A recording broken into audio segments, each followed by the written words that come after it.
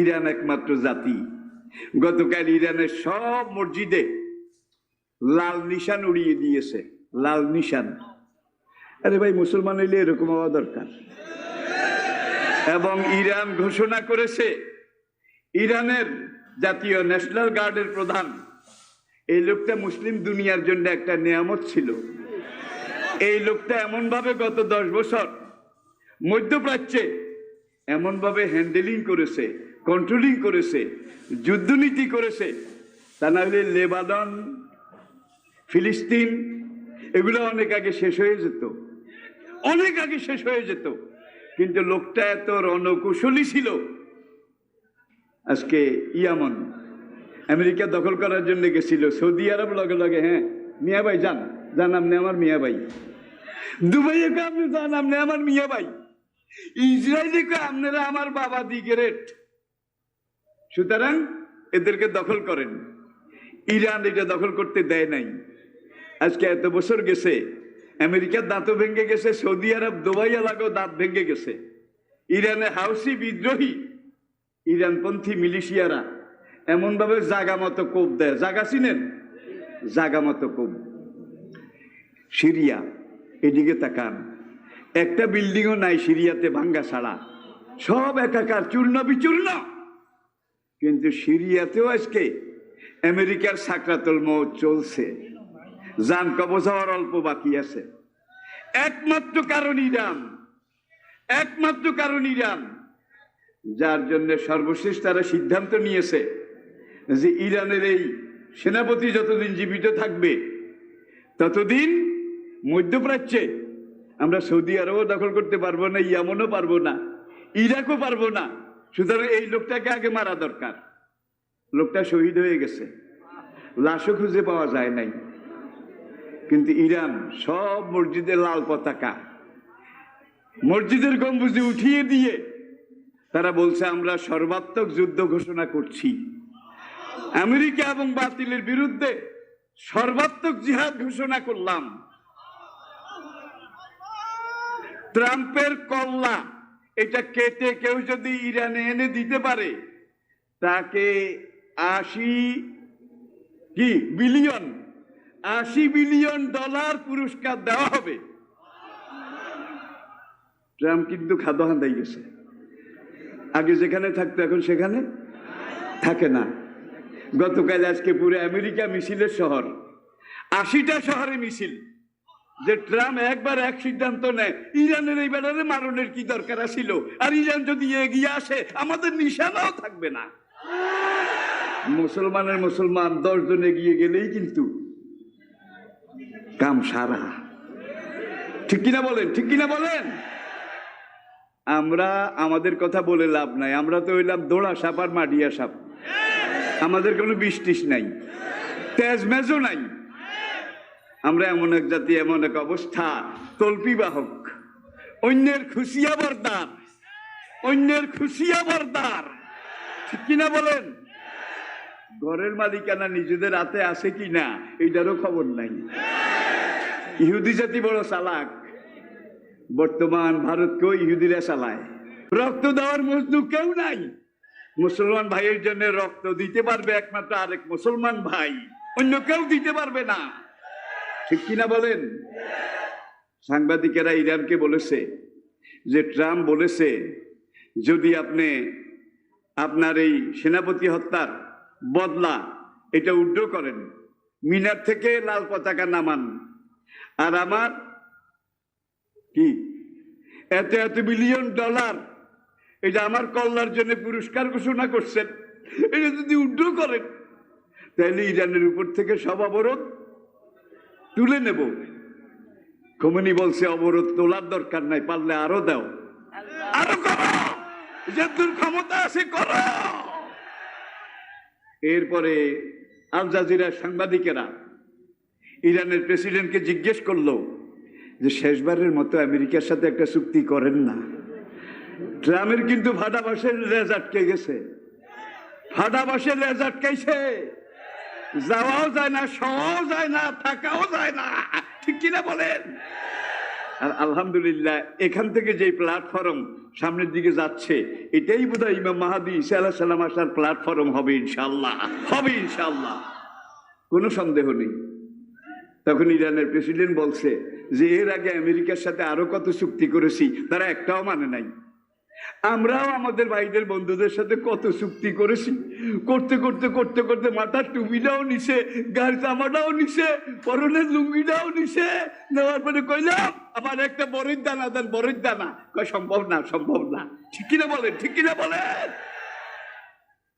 সম্পর্ক এটা একদিক থেকে হয় না, সম্পর্ক হয় ডুয়েল, ডুয়েল।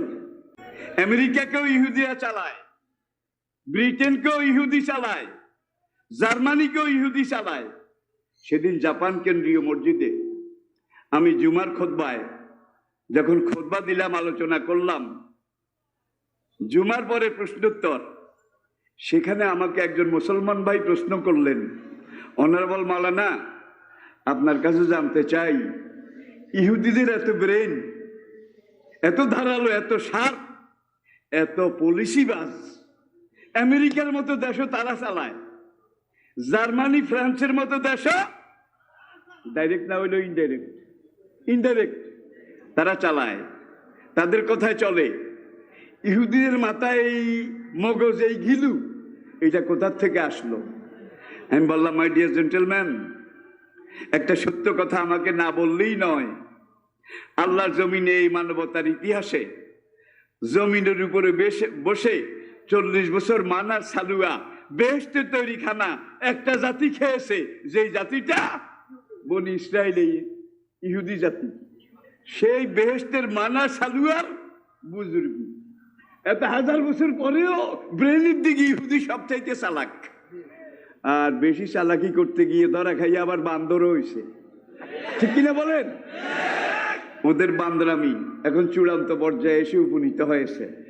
আমি আমার আলোচনার শেষে বলবো, ইনশাআল্লাহ ইসলাম আসতেছে, পুরা দুনিয়াতে ইসলাম আসতেছে, এবং পুরা এই বিশ্বে ইসলাম আসার শোভে সাদেক দেখা যাচ্ছে। আজকে বেঈমান গুগল আবিষ্কার করেছে, গুগল। আর এই গুগল সার্চ করে আপনি দেখেন, বুখারী মুসলিমের হাদিসে আল্লাহ রাসূল ইরশাদ করেছেন যে ইহুদিদের, ইসরায়েলের লুদ শহরের গেইটে ইমাম মাহদী আর ঈসা আলাইহিস সালাম দাজ্জালকে হত্যা করবেন। ইয়াকতুলুদ দাজ্জালা বিমাকানে লুদ্দিন, লুদ নামক স্থানে ঈসা আলাইহিস সালাম দাজ্জালকে হত্যা করবেন। মুসলিমের হাদিসে বলা হয়েছে যে ঈসা আলাইহিস সালাম দাজ্জালকে বিমাকানে লুদ্দিন, বেবাবে লুদ্দিন, লুদ শহরের গেইটে ঈসা আলাইহিস সালাম দাজ্জালকে হত্যা করবেন। লুদ শহর দুনিয়ার মানচিত্রে ছিল না, ইসরায়েলেও ছিল না। আজ থেকে 21 বছর আগে ইসরায়েলের রাজধানী তেল আবিব থেকে 40 কিলোমিটার উত্তর পূর্ব দিকে ইহুদিরা একটা নতুন শহর তৈরি করেছে, এবং শহরটার নাম তারা রেখেছে লুদ। তাইলে লুদ শহর ছিল না, কিন্তু নবীজি হাদিসে বলেছেন লুদ শহরের গেইটে। তাহলে লুদ শহর তৈরি হয়ে গেছে। গুগল সার্চ করেন, আমি নিজে সার্চ করে দেখেছি। আপনি লুড, লুড LOOD অথবা LOOT, লুত, লুত, ত লুত, এই দুইটাতে আপনি সার্চ করেন, লুদ শহর আপনার সামনে এসে যাবে। আমি দেখেছি সেখানে শ্বেত পাথরের বিশাল গেট তারা তৈরি করেছে, এবং গেটে লাল অক্ষরে লেখা আছে, the king of piece will emerge here, আমাদের মুক্তিদাতা, মহান নেতা এখানে আগমন করবেন। এখানে না আসলে ঈসা আলাইহিস সালাম তারা হত্যা করবে কোনখানে? 1000 বছর আগে নবী বলছেন লুদ শহরের গেইটে। আলহামদুলিল্লাহ লুদ শহরও তৈরি হয়েছে, গেইটও তৈরি হয়েছে। তাইলে জল্লাদের, দাজ্জালের যেখানে তার কারবালা হবে, সেই জায়গা মুসলমানরা বানায় নাই, ইহুদিরাই অ্যাডভান্স বানায় রেখেছে। নবী যা বলেছেন দাজ্জাল সম্পর্কে, মাহাদী সম্পর্কে 26 জন সাহাবীর বরাতে রাওয়ায়েতে আল্লাহ রাসূল 70টা লক্ষণ উল্লেখ করেছেন। 70টার মধ্যে 65টা হয়ে গেছে। 5টা মাত্র বাকি আছে। এটা আমার আলোচনার বিষয় নয়। এই দিকে গেলে আবার অন্য কথা বলা হবে না। আচ্ছা, আসমানের দিকে আমরা একবার তাকাইলাম। এই আসমান মহাশূন্য, এটা সৃষ্টিতে আল্লাহর বিশাল কুদরতের কেরেশমা। প্রত্যেকটা তারা, গ্রহ, নক্ষত্র, ওয়াইজান নুজুমুন কাদারাত, অনেক নক্ষত্র বাজির মতো ফুটার পরে গ্যাসগুলো বের হয়ে যায়, সেটা মারা পড়ে কালো পাথরের মতো এইটা জমিনের দিকে আসে। আসার পরে এটা দুনিয়ার স্থলভাগে কোথাও পড়ে না। আমেরিকার কানাডা উপকূলে আটলান্টিক আর প্রশান্ত মহাসাগর যেখানে মিলিত হয়েছে, সব এই মরা তারা, আলো চলে যায়, ফুট করে বাস্ট হয়ে যায়। এগুলো সেখানে সাগরে পড়ে যাতে করে স্থলভাগের মানুষের কোনো ক্ষতি না হয়। কোন বেড়ায় নিয়ে ওখানে ফেলে। আল্লাহু আকবার। ইন্নাল্লাহা আলা কুল্লি শাইইন ফাআলুল লিমা।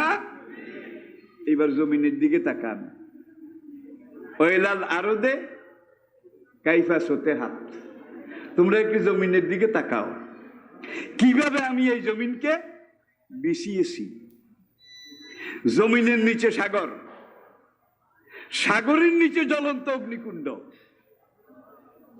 আর আজকে বিজ্ঞানীরা যেতে যেতে যেতে এই দুনিয়ার নিচে যেই পর্যায়ে গেছে, সেখানে গিয়ে তারা দেখছে জমিনের প্রথম স্তর, এটার আয়তন হলো 34,000 কিলোমিটার।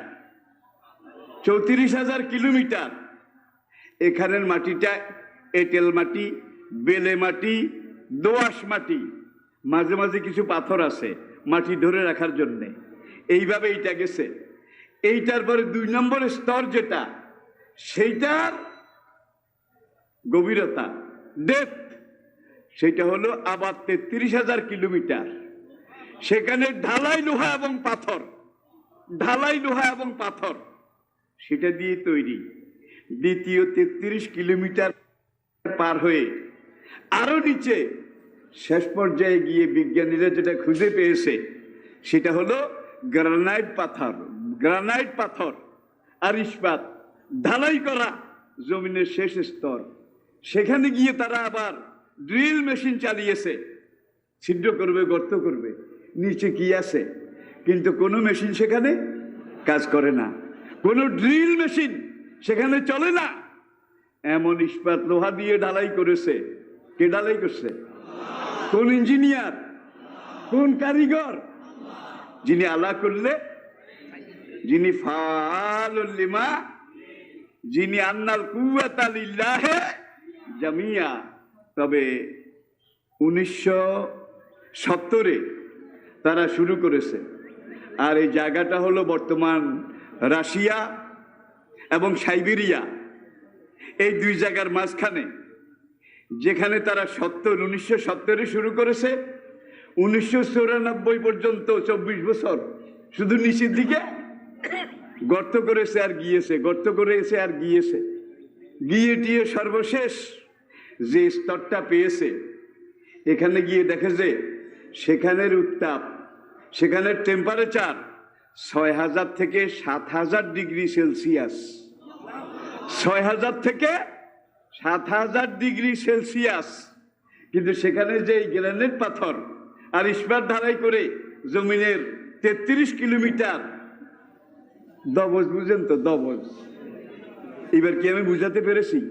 পুরু সেখানে এই 33 কিলোমিটার পুরু যেটা, এটাকে আর ভাঙ্গাও যায় না, কিছু করা যায় না।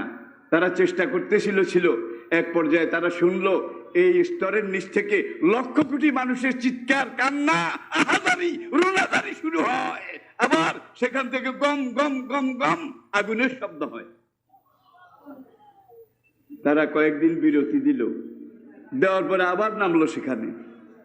নেমে আবার যখন নিচের দিকে ছিদ্র করার চেষ্টা করলো, তখন তারা আবার শুনলো লক্ষ লক্ষ মানুষের চিৎকার, কান্না, আর্তনাদ, জ্বলে গেলাম, পুড়ে গেলাম, পানি দাও, শেষ হয়ে গেলাম। কাল্লা ওয়াইন্না কিতাবাল ফুজ্জারি লাফি সিজ্জিন। আর আল্লাহ রাসূল সিজ্জিন বলেছেন সাতটাবক জমিনের নিচে। কি গম গম গম গম জ্বলন্ত আগুনের শব্দ, আর লক্ষ লক্ষ মানুষ বাঁচাও বাঁচাও, জ্বলে গেলাম পুড়ে গেলাম। তারা সেখানে থেকেই বলেছে মুসলমানের কোরআনে একটা কথা আছে, কাল্লা ওয়াইন্না কিতাবাল ফুজ্জারি লাফি সিজ্জিন। আল্লাহু আকবার।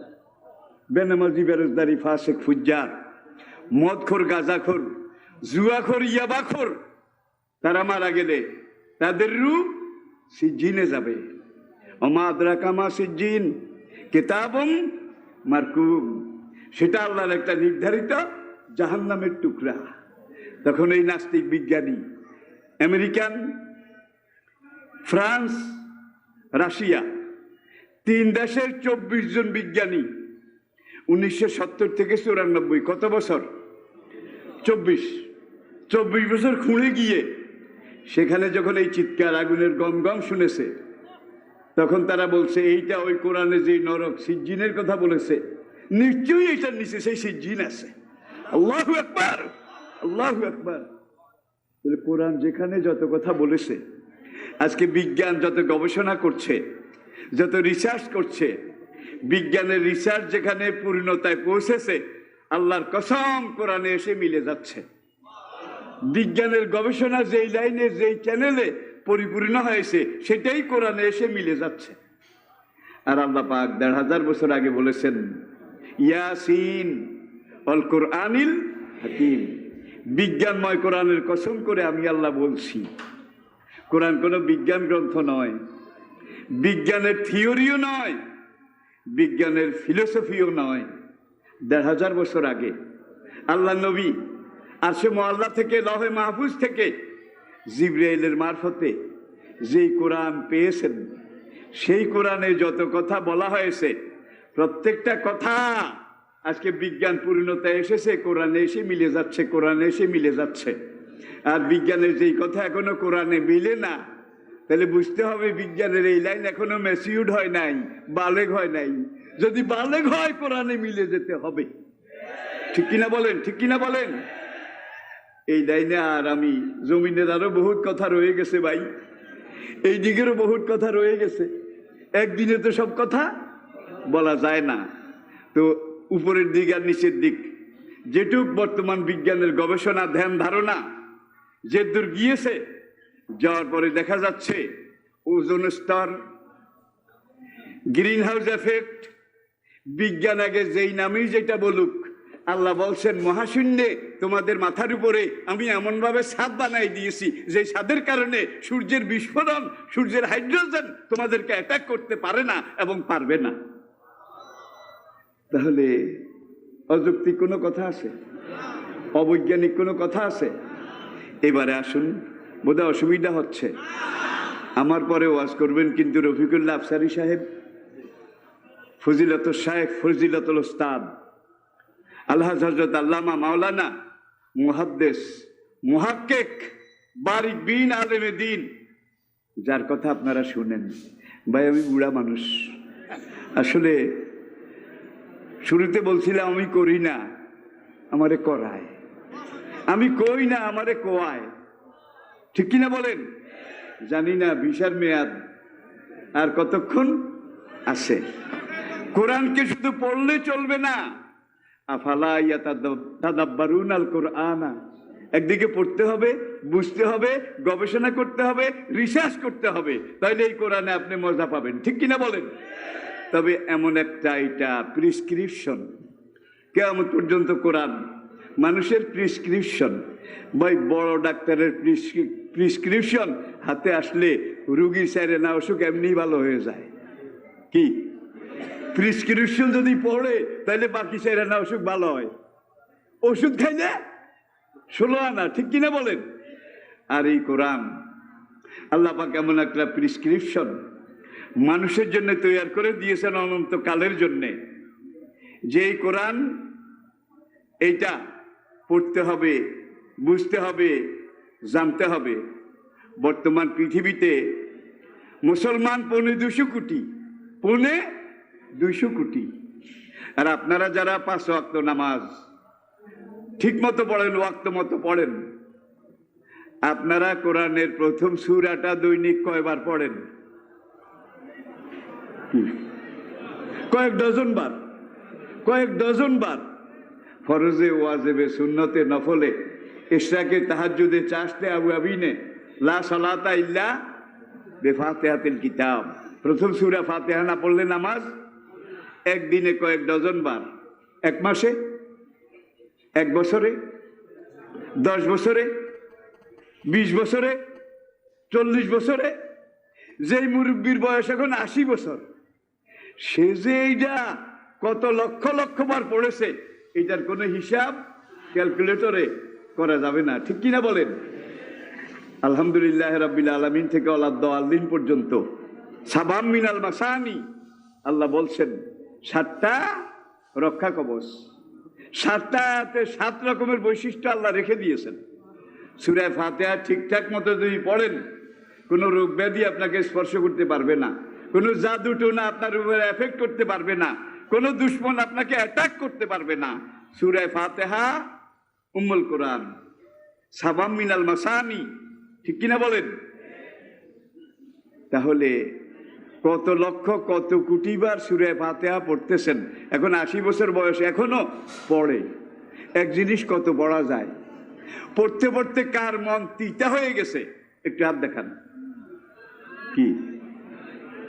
যিনি যত বেশি পড়েছেন তার পড়ার আগ্রহ তত কমে গেছে, বাড়ছে। তাহলে বোঝা যায় এখনো এইটার বেইল আছে। নোয়াখালীর কয় বেইল আছে। যিনি যত বেশি পড়েছেন তার পড়ার আগ্রহ কমে নাই, বরং আরো বেড়ে গেছে। তাহলে লংজিভিটি আছে, ফিটনেস আছে। আর আল্লাহ একদিনে একবারের মতো ফিটনেস দিয়েছেন, কিয়ামত পর্যন্ত লাইফ গ্যারান্টি। এটার ফিটনেস কোনোদিন যাবে না। কিন্তু কোরআন ছাড়া অন্য যত কিছু আছে, কোনো কিছুর কিন্তু ফিটনেস নাই। একটা কবিতা প্রথম বের হয়, কয়েকদিন মানুষে খুব হুমাহুম, কি সুন্দর একটা গান প্রথম আসে। বাচ্চারাও গায়, কিশোররাও গায়, যুবকরাও গায়, প্রৌঢ়রাও গায়, কোনো কোনো বুড়িয়াও।